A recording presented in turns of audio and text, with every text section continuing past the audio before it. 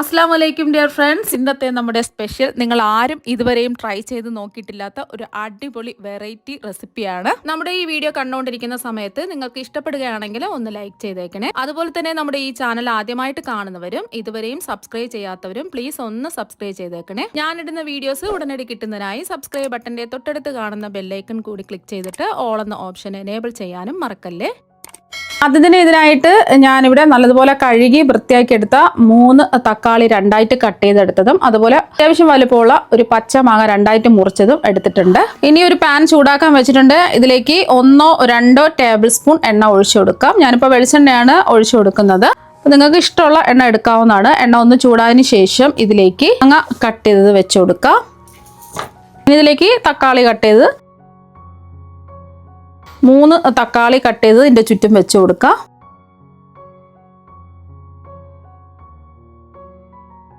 ഇനി ഇതിലേക്ക് ഒരു 3 പച്ചമുളക് ഇട്ട് കൊടുക്കുക.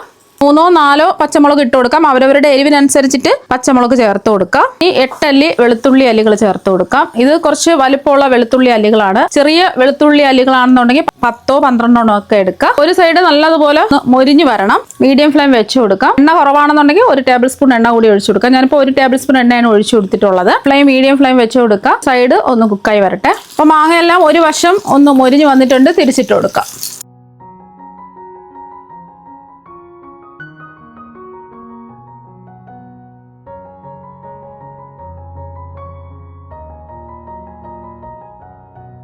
അതുപോലെ തക്കാളിയും പച്ചമുളകും ഒന്ന് തിരിച്ചിട്ട് കൊടുക്കുക.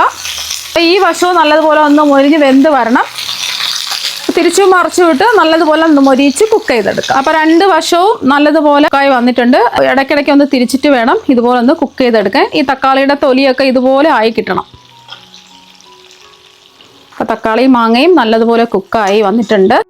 അതുപോലെ തന്നെ വെളുത്തുള്ളിയും പച്ചമുളകും നല്ലോണം മൊരിഞ്ഞ് കുക്കായി വന്നിട്ടുണ്ട്. ഇത്രയും മതി. നമുക്ക് എണ്ണയിൽ നിന്നങ്ങ് എടുത്ത് മാറ്റാം.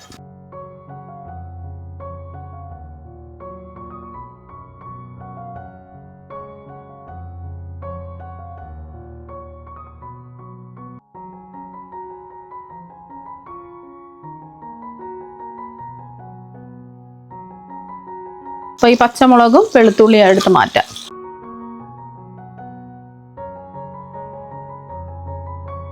ഇപ്പം നല്ല ചൂടാണിത്. അപ്പോൾ ഇതിൻ്റെ ചൂട് നല്ലതുപോലെ ഒന്ന് മാറട്ടെ. അപ്പോൾ നമ്മൾ മൊരിച്ചെടുത്ത തക്കാളിയുടെയും അതുപോലെ മാങ്ങയുടെയും ചൂടൊക്കെ മാറിയിട്ടുണ്ട്. ഇതിൻ്റെ പുറത്തുള്ള തക്കാളിയുടെ തൊലിയൊക്കെ നമുക്കൊന്ന് എടുത്ത് മാറ്റാം.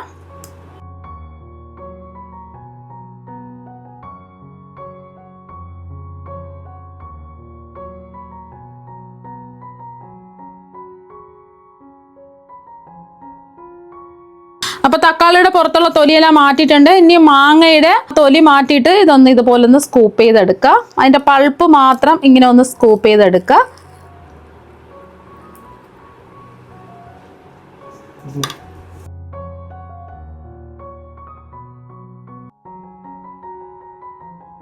ഇനി നമുക്ക് ഇതെല്ലാം ഒന്ന് മിക്സിയുടെ ജാറിലേക്ക് മാറ്റാം. ആദ്യം ഒരു മിക്സിയുടെ ജാറിലേക്ക് നമ്മൾ തൊലി മാറ്റി വെച്ച തക്കാളി ഇട്ട് കൊടുക്കുക. അതിന് സ്കൂപ്പ് ചെയ്തെടുത്ത മാങ്ങയും കൂടി ചേർത്ത് കൊടുക്കാം. പച്ചമുളകും അതുപോലെ വെളുത്തുള്ളി അല്ലികളും ഇതിലേക്ക് അങ്ങ് ചേർത്ത് കൊടുക്കാം. ഇനി ഇതിലേക്ക് ഒരു സവാള ചെറുതായിട്ട് കട്ട് ചെയ്ത് ചേർത്ത് കൊടുക്കാം. ഒരു മീഡിയം സൈസ് സവാള ചെറുതായിട്ട് കട്ട് ചെയ്ത് എടുത്തിട്ടുള്ളതാണ്. സവാള ആണെന്നുണ്ടെങ്കിൽ സവാള എടുക്കാം. അല്ലാന്നുണ്ടെങ്കിൽ ചെറിയ ഉള്ളി വേണമെന്നുണ്ടെങ്കിൽ ഒരു 10-12 ചെറിയ ഉള്ളി വേണമെന്നുണ്ടെങ്കിൽ എടുക്കാം. എണ്ണയിലിട്ട് മൂപ്പിച്ചെടുത്തില്ലേ തക്കാളിയും മാങ്ങയൊക്കെ, ആ ഒരു സമയം നിങ്ങൾക്ക് വേണമെന്നുണ്ടെങ്കിൽ ഉള്ളിയും കൂടെ അതിൻ്റെ കൂടെ ചേർത്തിട്ട് മൂപ്പിച്ചെടുത്തിട്ട് ഇതിലേക്ക് ചേർത്ത് കൊടുക്കാം. അല്ലാന്നുണ്ടെങ്കിൽ പച്ചയ്ക്ക് വേണമെന്നുണ്ടെങ്കിൽ അങ്ങനെയും ചേർത്തിട്ട് അരച്ചെടുക്കാം. അതൊക്കെ ഓരോരുത്തരുടെ ഇഷ്ടത്തിനനുസരിച്ച് ചേർത്ത് കൊടുക്കാം. ഇപ്പം ഞാൻ ഒരു മീഡിയം സൈസ് സവാള ചെറുതായിട്ട് കട്ട് ചെയ്താണ് ചേർത്ത് കൊടുത്തിട്ടുള്ളത്. ഇതിലേക്ക് 1 ടേബിൾ സ്പൂൺ മുളക് പൊടി ചേർത്ത് കൊടുക്കാം. ഞാനിപ്പോൾ കാശ്മീരി മുളക് പൊടിയാണ് ചേർത്ത് കൊടുക്കുന്നത്. അതാകുമ്പോൾ അധികം എരിവില്ല, കളർ മാത്രമേ ഉണ്ടാവുള്ളൂ. സാധാരണ എരിവുള്ള മുളക് പൊടിയാണെന്നുണ്ടെങ്കിൽ 1 ടീസ്പൂണൊക്കെ ചേർത്ത് കൊടുത്താൽ മതി. നമ്മളിതിൽ പച്ചമുളക് ചേർത്തിട്ടുണ്ട്. അവരവരുടെ എരിവിനനുസരിച്ചിട്ടുള്ള മുളക് പൊടി ചേർത്ത് കൊടുക്കാം. പിന്നെ ആവശ്യത്തിനുള്ള ഉപ്പ് ചേർക്കാം. 1 ടീസ്പൂൺ ഉപ്പാണ് ചേർക്കുന്നത്. ഉപ്പൊക്കെ അവരവരുടെ ഇഷ്ടത്തിനനുസരിച്ച് കൂട്ടിയും കുറച്ചും എടുക്കാവുന്നതാണ്. ഉപ്പ് കുറവാണെന്നുണ്ടെങ്കിൽ ലാസ്റ്റ് ചേർത്ത് കൊടുത്താൽ മതി. പിന്നെ നമ്മൾ ഇതിലേക്ക് ഒരു കൈപിടി മല്ലിയിലയും കൂടി ചേർക്കുന്നുണ്ട്. ഇതിൽ വെള്ളം ഒന്നും ഒഴിക്കേണ്ട ആവശ്യമില്ല.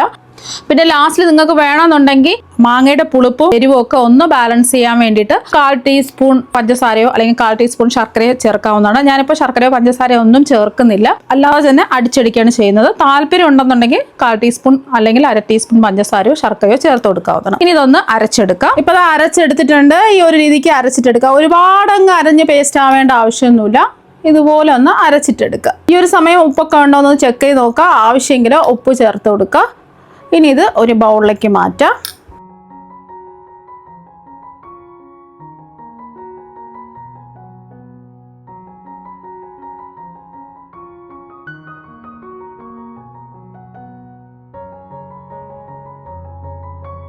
തക്കാളിയും മാങ്ങയും വെച്ചിട്ടുള്ള ചട്നി ഇതാ ഇവിടെ റെഡി ആയിട്ടുണ്ട്. ഉപ്പും എരിവും ഒക്കെ കറക്റ്റ് ആണെന്ന് നോക്കിയിട്ട് ആവശ്യത്തിനുള്ള ഉപ്പും മുളക് പൊടിയൊക്കെ വേണമെന്നുണ്ടെങ്കിൽ ചേർത്ത് കൊടുക്കാം. ഇനി ഇത് താളിക്കേണ്ട ആവശ്യമൊന്നുമില്ല. ഇത് ചോറിൻ്റെ കൂടെയും ബ്രേക്ക്ഫാസ്റ്റിൻ്റെ കൂടെയും എന്തിൻ്റെ കൂടെയും നമുക്ക് കഴിക്കാവുന്നതാണ്. അടിപൊളി ടേസ്റ്റാണ് കഴിക്കാൻ വേണ്ടിയിട്ട്. ഉറപ്പായിട്ടും ഇതുപോലെ ഒരു പ്രാവശ്യം ചട്നി തയ്യാറാക്കി നോക്കുക. തീർച്ചയായും നിങ്ങൾക്ക് എല്ലാവർക്കും ഒരുപാട് ഇഷ്ടമാകും. അപ്പം നമുക്ക് മറ്റു വെറൈറ്റി വീഡിയോ ആയിട്ട് വീണ്ടും കാണാം. താങ്ക്